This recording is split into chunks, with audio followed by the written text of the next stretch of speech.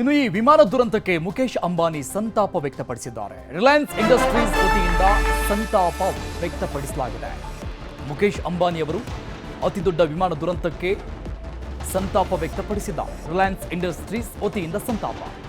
ವಿಮಾನ ದುರಂತದಿಂದ ಸಾವು ನೋವಾಗಿದೆ.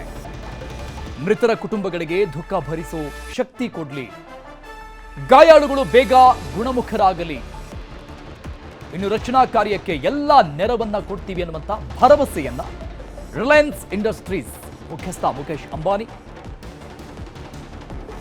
ಭರವಸೆಯನ್ನ ಕೊಟ್ಟಿದ್ದಾರೆ. ಚೇರ್ಮನ್ ಎಂಡಿ ಮುಖೇಶ್ ಅಂಬಾನಿ ಸಂತಾಪವನ್ನು ವ್ಯಕ್ತಪಡಿಸಿದ್ದಾರೆ. ನಡೆದಿರುವಂತಹ ದುರಂತದಲ್ಲಿ ಮೃತಪಟ್ಟವರ ಕುಟುಂಬಗಳಿಗೆ ಸಾಂತ್ವನ ಹೇಳಿದ್ದಾರೆ. ನಿಮ್ಮ ಜೊತೆಗೆ ನಾವಿದ್ದೇವೆ ಅನ್ನುವಂತಹ ಅಭಯವನ್ನ ಕೊಟ್ಟಿದ್ದಾರೆ. ರಿಲಯನ್ಸ್ ವತಿಯಿಂದ ಸಹಾಯ ಮಾಡುವ ಭರವಸೆಯನ್ನು ಕೂಡ ಕೊಟ್ಟಿದ್ದಾರೆ ಮುಖೇಶ್ ಅಂಬಾನಿ.